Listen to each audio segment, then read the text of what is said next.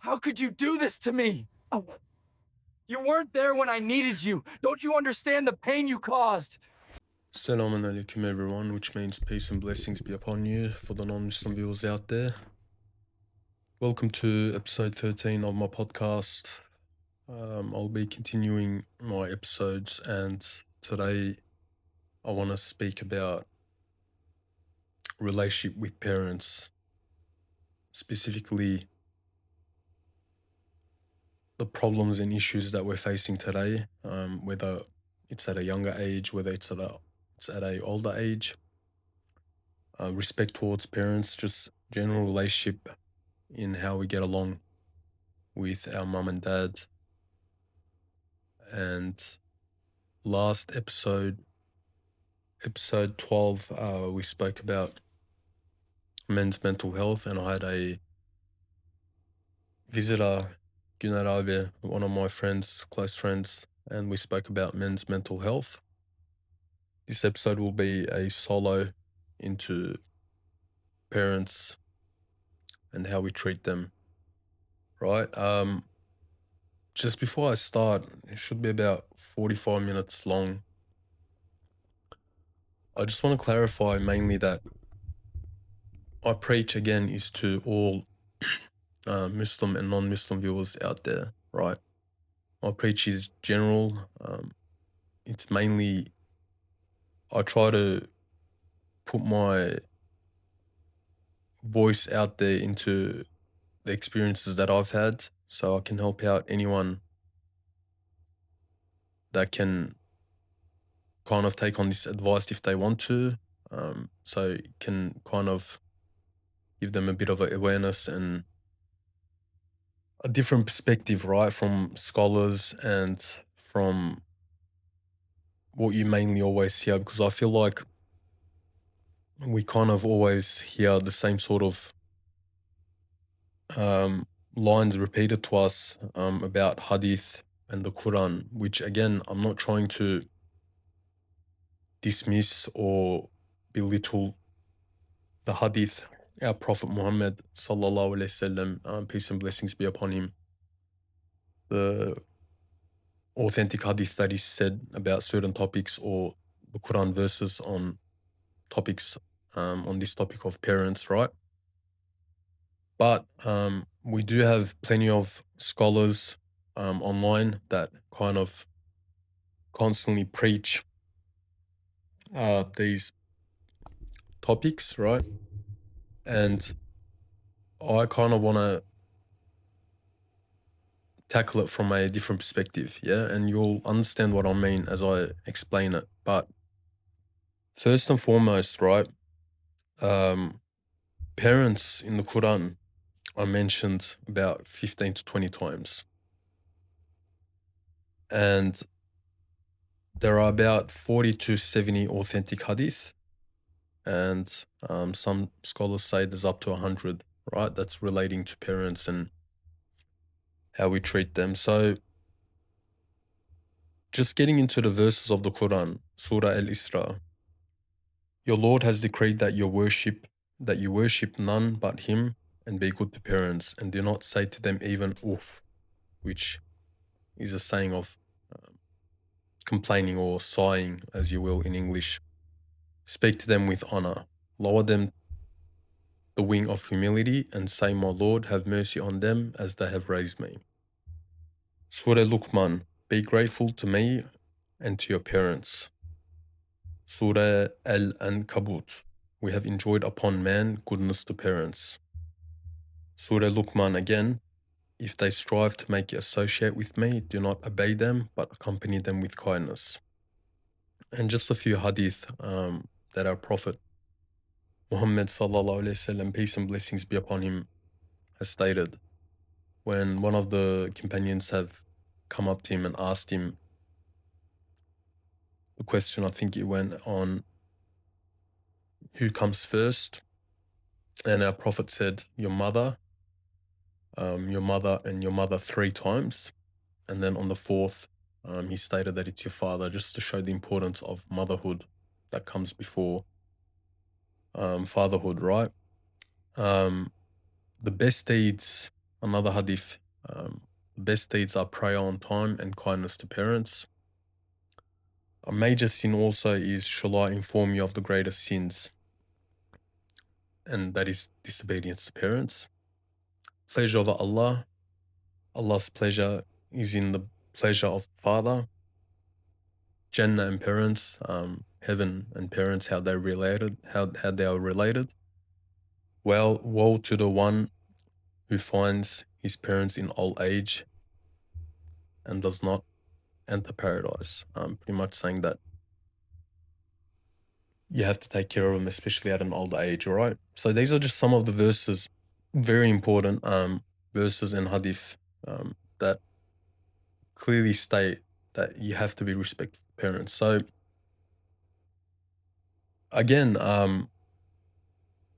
I feel like we kind of know this, right? And when these are, in a way, said just the way that I've read them, and not given a proper explanation, right? And I'm not here to change the Quran or give my own definition of what it is. It's clear as day, right? The Quran verses and the Hadith don't change. Those are the rules, right? You can't go against them.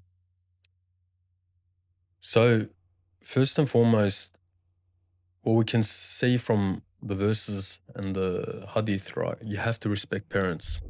But from my experiences, right, that's easier said than done. And that's for many people out there, I feel like, that are struggling. Whether it's at a younger age or at an older age, especially when you become an adult and you start to make your own decisions, there's going to be a lot of clash between your parents, right? Especially if you're living under the same roof. But from what I've learned, I'm at the age of 29. The one thing that you need to understand, that's going to make you at peace, that's going to make everything much easier, is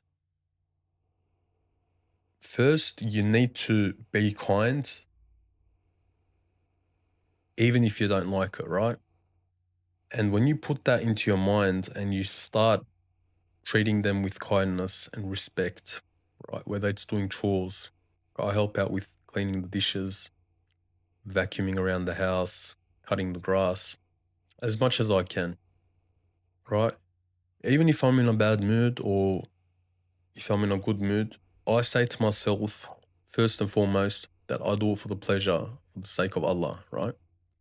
And the non-Muslims and non-religious term for this is they call it good karma and do good and good will find you. But in Islam, we believe that everything is attributed to God. But just to kind of have an understanding, right?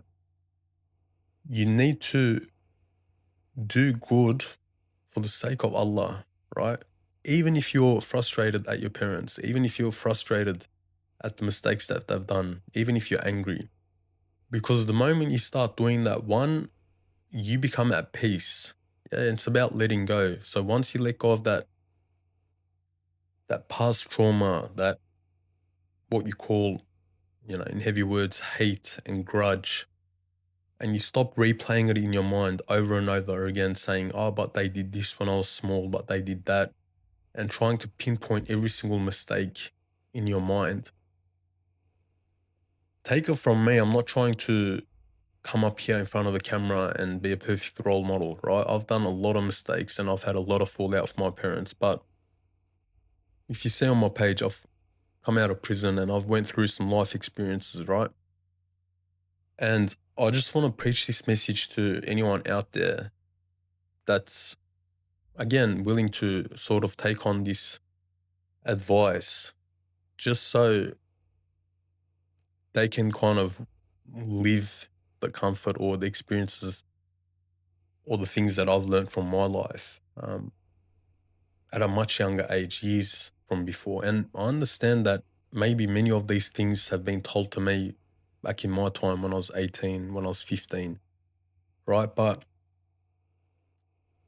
it comes back to the same point. I feel like the main reason why children disobey parents, or they don't have a close connection with them, there isn't enough emphasis on the rights of the children, right?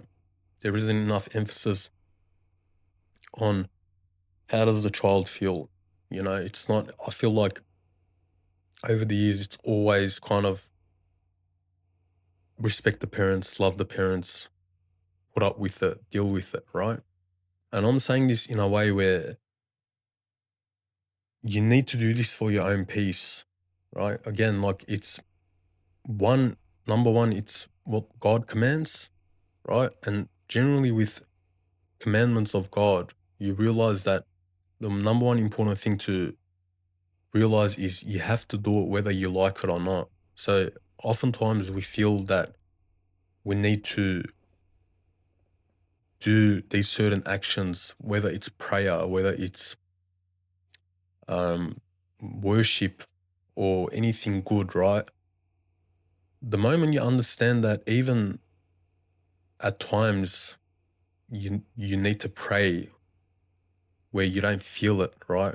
And you might be angry and you might not feel an ounce of love towards God. And I'm just speaking as raw as it is, right? These are all the feelings that we get, the evil feelings that, the carnal desire, the ego feelings that we have. The same sort of applies here.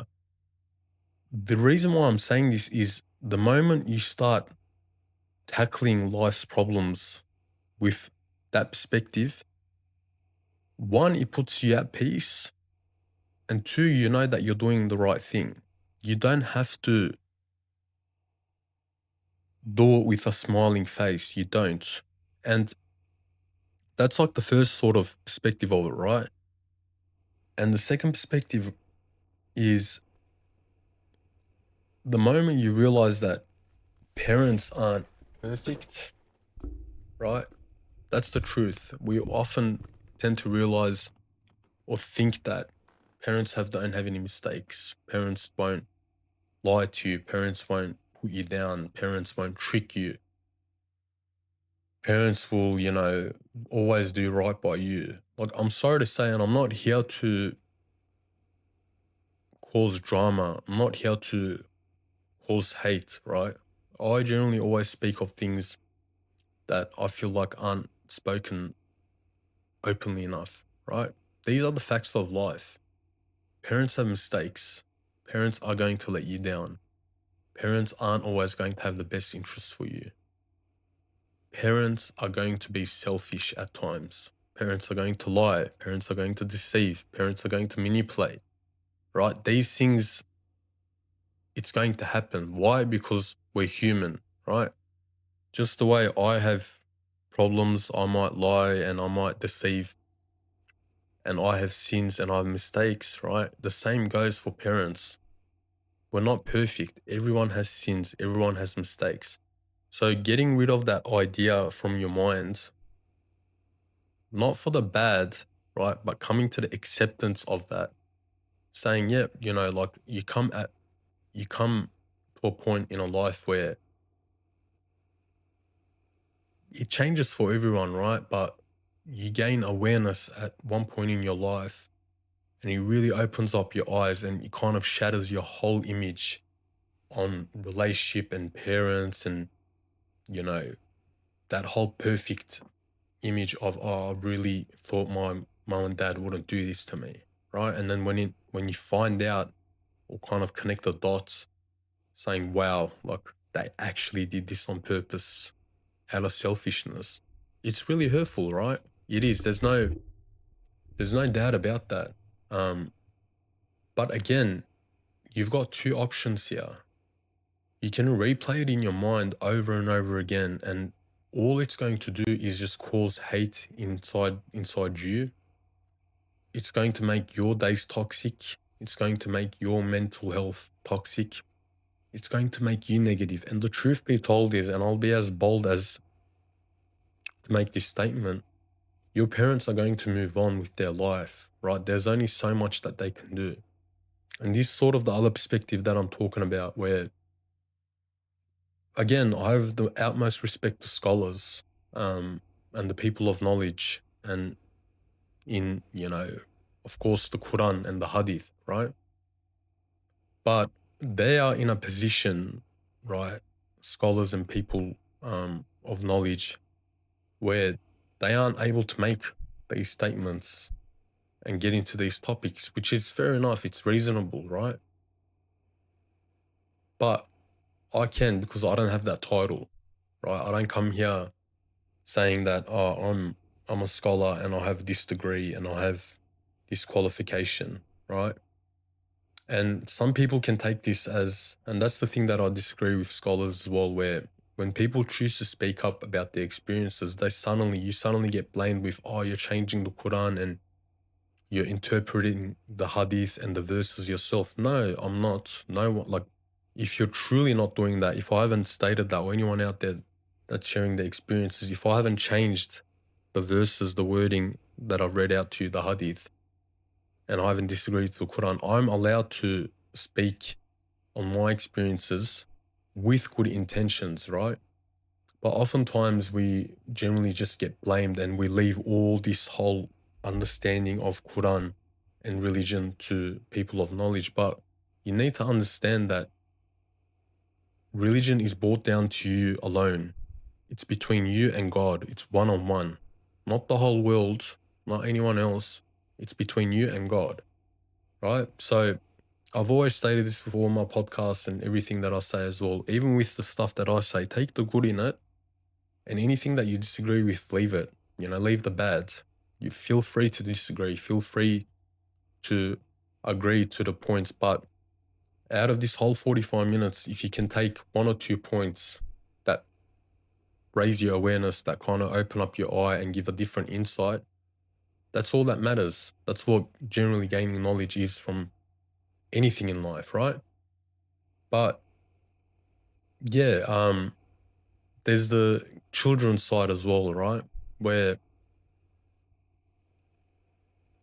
we are often, I'm not married, I don't have any children, right? And we're often neglected at times. We're often misheard and we're just kind of told to obey and listen and do the right thing. So again, at the end of the day, there are people out there, this is online, right? And there's some horrific stories of really, really bad parents, right? Dads that abandon kids, mums that abandon the kids, just some really terrible stories, right? Like there's always the worst of the worst. So, kids are going through divorce, physical abuse, mental abuse, getting kicked out of the house. I can't comment on those circumstances, right? Because I sit here and I say, well, I'm grateful that my parents are still together and that I have a roof over my head and they did what they can. So I move forward. So one important thing to realize for the viewers out there that have their parents together, or they still at least have communication with their parents, where the parents are still at least willing to talk to you and do what they can.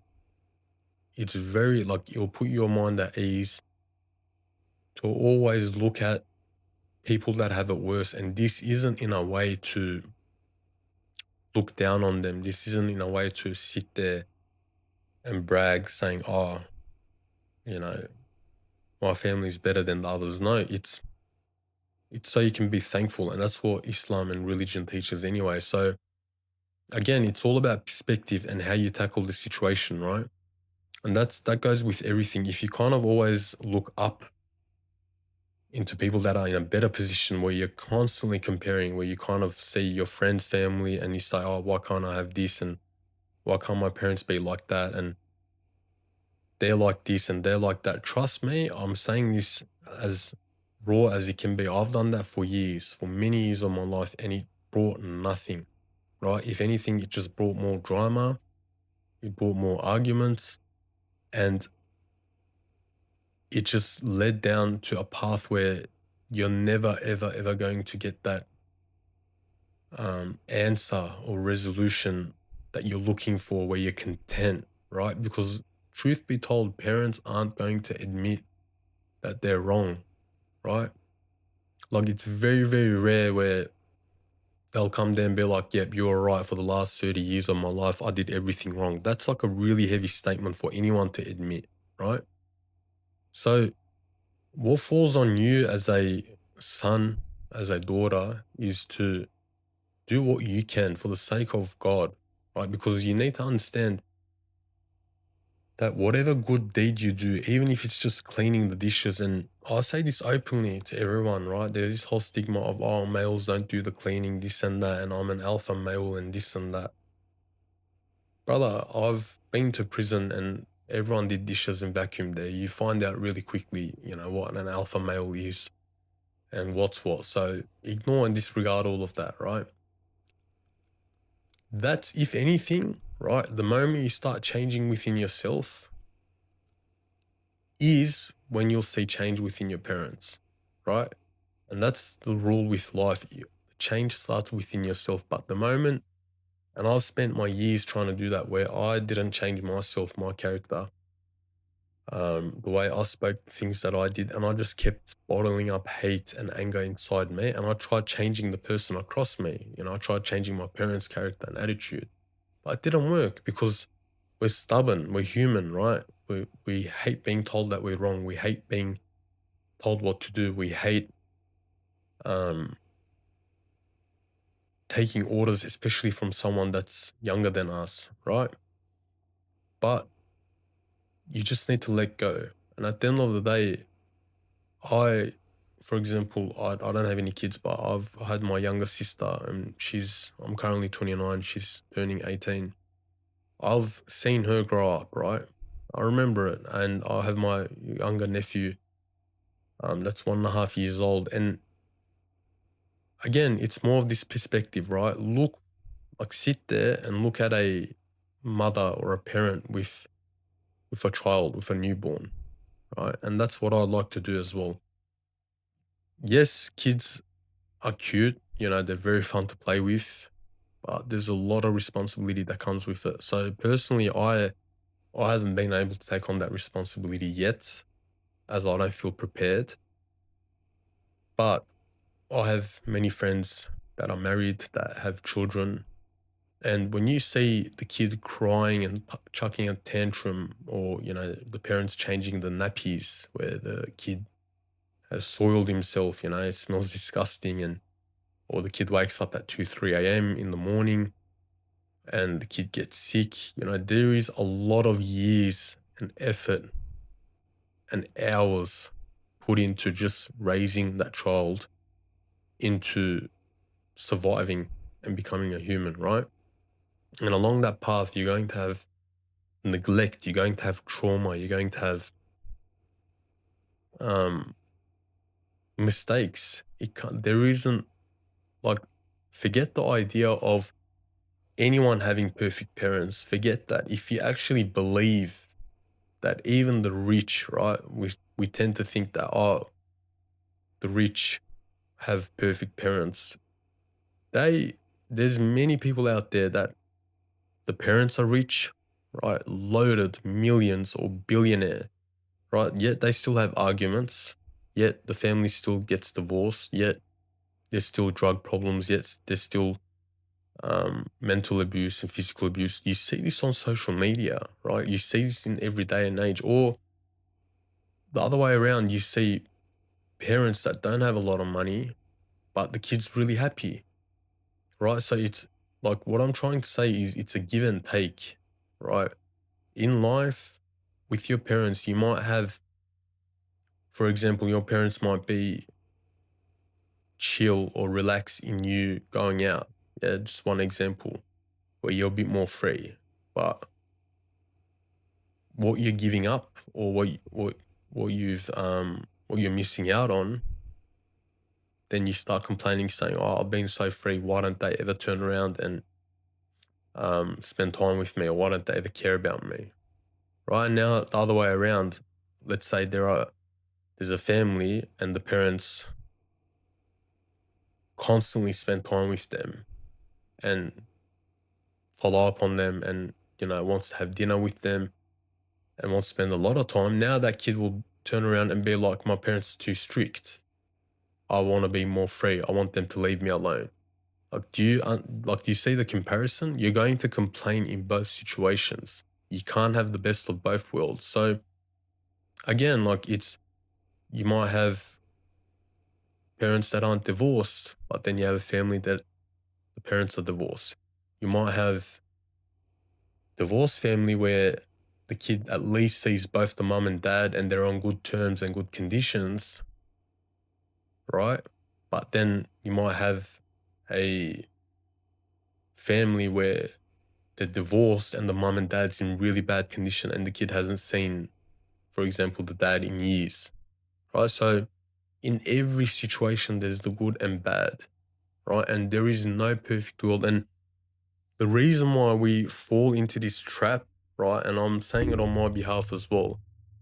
We fall into this trap because social media, right? This phone, this social media, people putting up videos of themselves. You need to understand that people put up the best of their best in here on the videos. That's it. And when you consume yourself with videos of perfect families, dressed up, nice cars, and the mum and dad smiling and the kids happy, automatically you don't like, you can tell yourself, oh, I don't believe it. I know social media has its fake side, but if you're spending hours watching that content, doom scrolling, you can tell yourself you don't believe it, but your brain, your eyes consume that. You automatically, subconsciously consume that information because you're just constantly seeing perfect images, perfect videos, happiness after happiness. So the moment you put your phone down and you look around and you go, oh, you don't even have to say it. Like automatically, our minds, this is science, right? Our minds automatically get depressed. Why? Because we've seen a video of a dad buy his daughter a $60,000 car. So suddenly our life looks absolutely crap now and we're depressed and our parents aren't good enough.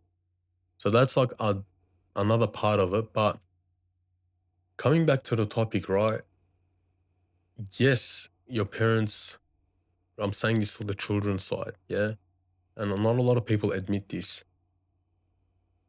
Parents do need to change within their ways.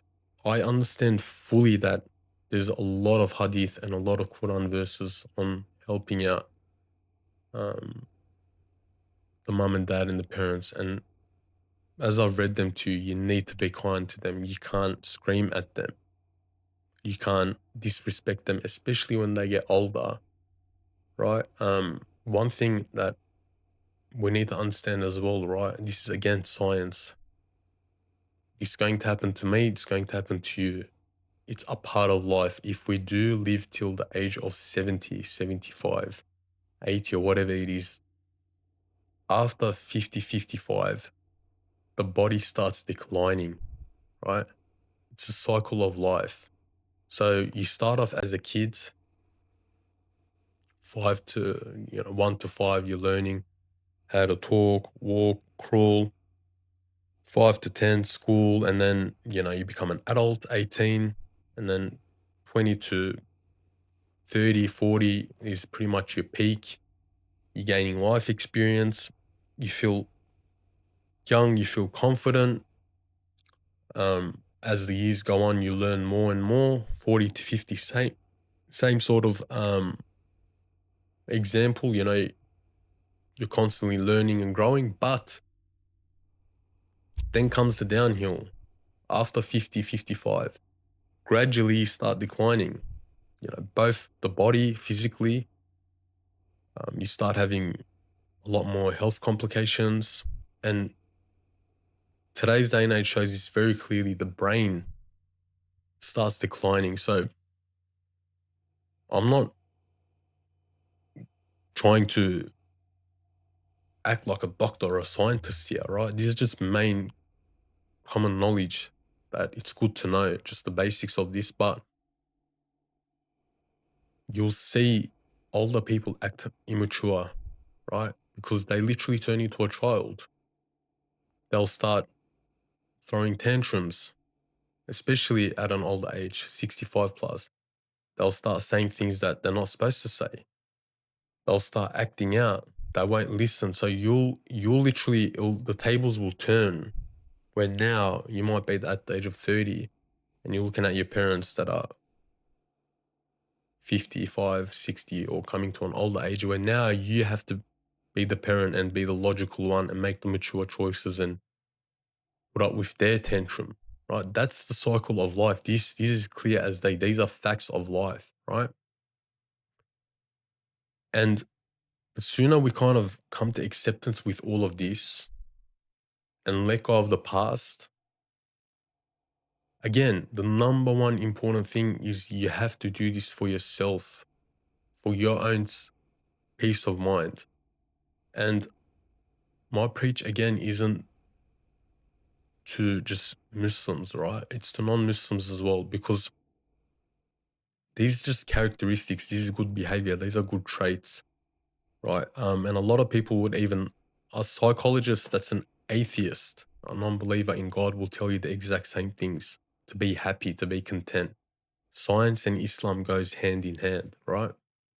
But of course, we believe in one God and we believe in the Quran and the miracles of the Quran and the Hadith and how important and valuable they are, because they are the key to life. This information here is the key to happiness. Yeah, it's easier said than done. It's very easier said than done. But one thing that you'll realize is God, Allah will reward you, right? And don't expect the reward to be instantly. Where I've fell into that trap as well. Oh, but I just did the dishes, and then the next day we start going off and getting angry at them, saying, "Oh, I've been doing dishes for a week, and I've been cleaning, and I've been helping out. Why aren't you guys, changing, or why aren't you guys respecting me, or whatnot?" Because we as humans want the reward straight away. Oh, I did this for you. Now you got to do this for me. Leave it to God. Leave it to Allah.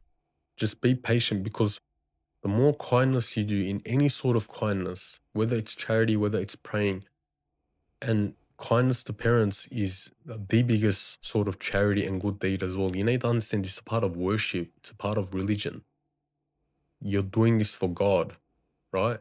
As hard as it may be, you're doing this for God. So it's, you need to think of it as an errand, right? Put feelings aside, and eventually you'll see that after a certain while, you become at peace, you become content, you become happy, because as humans, the more we give, the more we help out, we feel good, we feel better about ourselves. And this isn't pride, this isn't arrogance in the sense where, oh, I did this and I did that. You know that you've put your ego down, you know that you've put your past trauma down, you know that you put your upset, your sadness and all the stuff that you went through. You've put it all aside, and it's very, very difficult, very hard, right?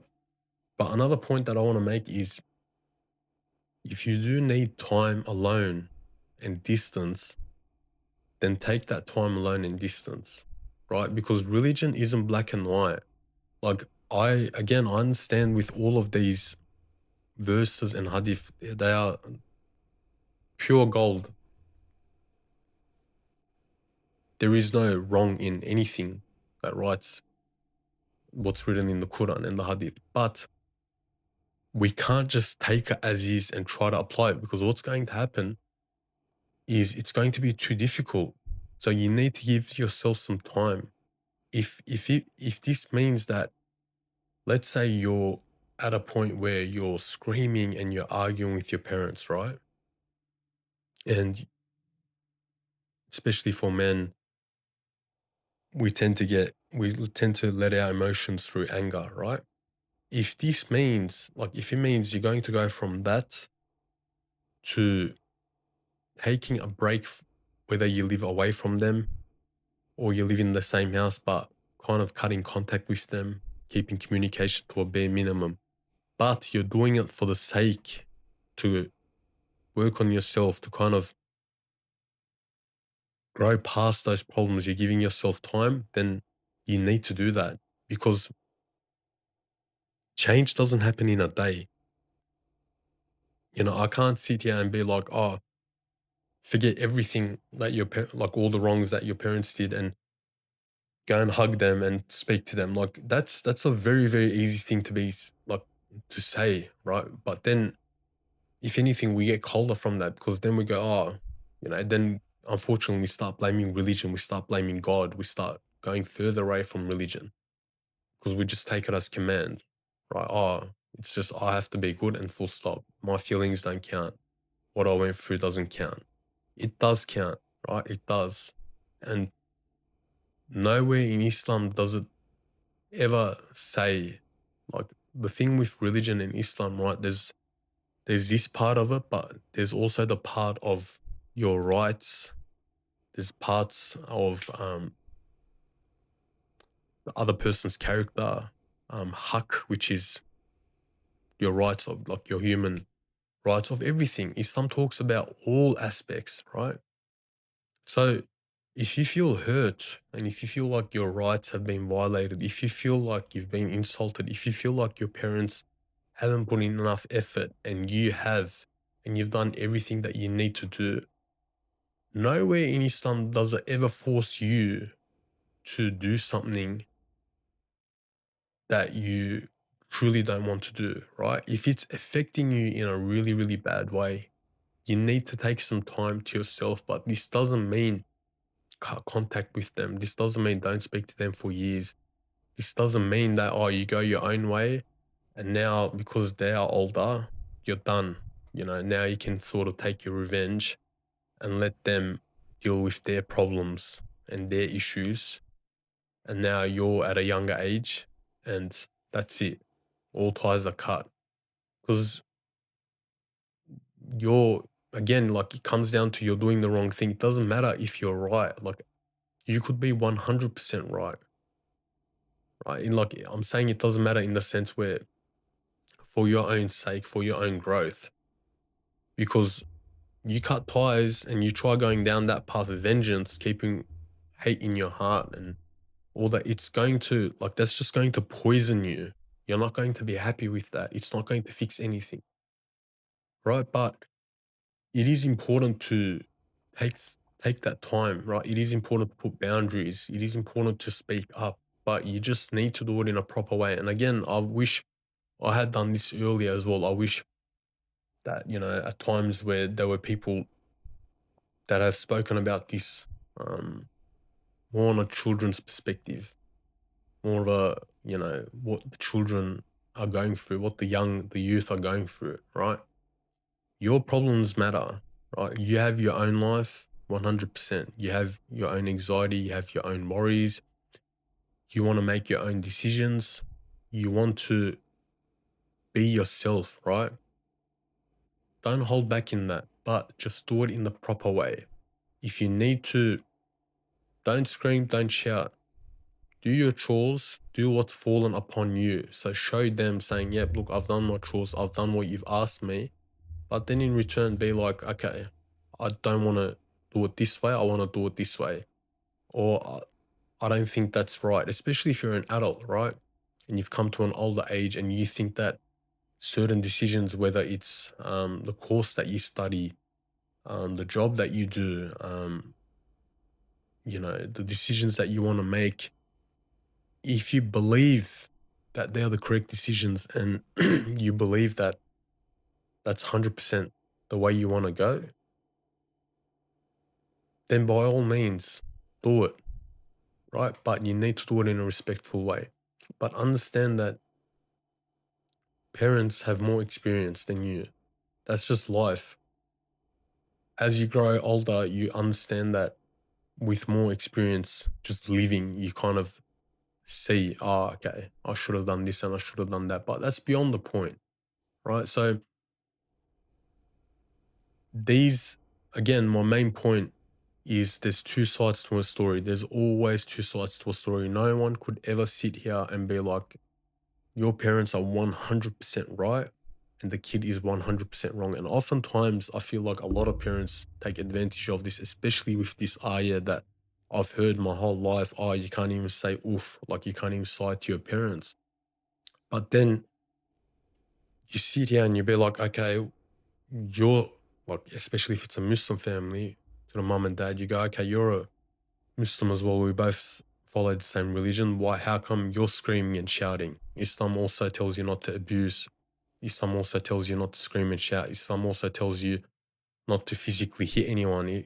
Islam also tells you not to verbally abuse anyone, right? So, like when you see contradictions like that, God of course gets to you, because it can never ever be one-sided with anything where one person tells you to do something and they don't practice it themselves, right? And even if they don't, again, they're your parents, but it does not mean they own your life. It does not mean that they get to make every decision for you. It does not mean that everything they do is 100% right. These verses and these hadith, if you see them, it says be kind to them. It says be respectful to them. It says tolerate them. It says look after them. It doesn't say agree with them. It doesn't say that they're 100% right. It doesn't say that they don't have any mistakes. Nowhere does it write that. See, if you kind of look into that detail, the Quran, God and our Prophet is just saying, put up with it. You be the bigger man. You be the bigger person. Do the right thing, even if someone's done wrong to you. Do the right thing. That's what it's pretty much preaching, right? But keep your boundaries. Yeah, keep your boundaries.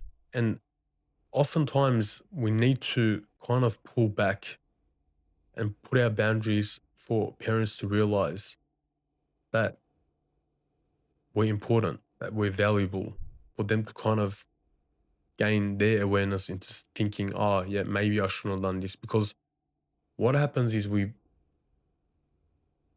we become people pleasers, it's even with our parents and we say yes, yes, yes to everything, what you're doing is you're just building up years and years and years of grudge and hate into your heart, where it's just going to explode, right? And that's just human nature. Like, that's the last thing that you sort of want to do. Don't build it up inside of you and take it to a point where you're ruining yourself over family, running after all errands. And I've seen examples of this as well, where unfortunately some kids you see where they've just become the errands boy, running into everything. Do this and do that. And the moment you disagree, they go, oh, but we raised you, but you're disrespectful. Like, don't let anyone, and I'm saying this as well, including your parents, don't let your mum and dad or any family member gaslight you, manipulate you, take advantage of you, disrespect you, because nowhere in Islam does it ever give anyone the right to do that. It doesn't. And that's the thing, like, oftentimes we can get mixed up with differentiating the two. All Islam is, like, mainly what Islam's telling you to do is tolerate it, be the bigger person. But if you do see manipulation, if you do see wrong anywhere in life, right? Like just the way at the workplace, when we go to work, right? And let's say we get underpaid, you'll speak up. Yeah, by law, it's illegal. You'll be like, what you did is wrong. Or at work, if someone screams at you and shouts at you and verbally abuses you, what will happen? That person will get fired. They'll lose their job. You'll go complain to management or whatever it is, and they'll clearly say, no, you can't act like this. Right? If a person physically hit you out on the street, there's consequences. So oftentimes I feel like some adults feel like all the rules and regulations outside go out the window. Oh, outside I have to be kind, respectful. I have to smile. I have to, be on my best behavior. But the moment they come home, all of that goes out of the window. And suddenly it's okay to scream at the kids. It's okay to scream and shout. It's okay to not care. It's okay to, deceive and lie. Because why? It's family, where it's my kid. Doesn't matter. Like, I'm the mum and dad. I can do this and I can justify it because I raised them. Doesn't work that way, no. Like, nowhere, if anything, if there's, 40 to 70 hadith or 100 hadith, and if the parents are mentioned 15, 20 times on this, what about the rest of the Quran? There's a lot more topics on, very important topics on lying, deceiving, manipulating, being on your good behavior, right? So you can't just pick one part of the Quran and imply that and use that saying, "Oh, yeah, I'm I'm your parent. You have to put up with me." No, it doesn't work that way, right? So in that sense, um, again, I'm not trying to cause hate or division, right? I'm just trying to give both sides a voice, right? Like a different perspective. Because oftentimes we don't like parents don't like really don't understand what the kid's going through. And one advice that I can give you is look at the relationship of your mum and dad with their parents, right? So I don't know, oftentimes when they do come from a good family of, you know, a supportive mum and dad, they generally continue that trend, right? But when they come from a broken family, an abusive family, then they'll kind of continue that onto their own children. And the same thing goes for you. In the future, if you do ever get married and you have children, it's up to you to break that generational curse. It's up to you to make that change, to put your foot down and be like, this was done to me, but I'm going to change my ways and not do this. Right. But oftentimes, or even you see a lot of parents, especially in the Western countries, they've left home at a very young age. You know, they've moved out and kind of lived that independent life. So, you know, they don't really know what it feels like to, for example, live with parents after the age of 18 because they've left home at a very young age. So, a lot of factors and a lot of information to kind of take in and absorb in a way, right? But again, all in all, it's just all about you. At the end of the day, it's about you as an individual. If you want true happiness, if you want to be content, do it for yourself, do it for God, and life and God will give back to you, right? But you need to take that step, right? Oftentimes we expect God to just give to us, right? Oh, God, you know, Allah, why am I going through this? One, it's a test. And two, have you actually taken a step? Have you actually put your ego down? Have you actually went through a week or a few months or a year of really, you know, grinding your teeth and saying, okay, I'm going to stay patient for us to even turn around and be like, oh, why isn't anything changing? Right. So it all starts with you. You do the right thing for your own happiness, whether you like it or you don't. You don't always have to do it out of love. You don't. That's just the truth. You don't. And anyone who tells you otherwise is just covering it in, you know, is sugarcoating it, saying, oh, yep, love your parents and do everything for them. Well, if life was that simple, then everyone would be happy. But unfortunately, life isn't that simple. But that's about it for this topic. Thank you to anyone out there that's listening. I appreciate it. And I'll see you guys on episode 14. Take care. Again, as I said, please take the good, leave the bad. I'm just here to kind of share my own experiences on the struggles that I went through, and I'm very open and raw. So I do appreciate anyone out there that's listening. Take care. Thank you.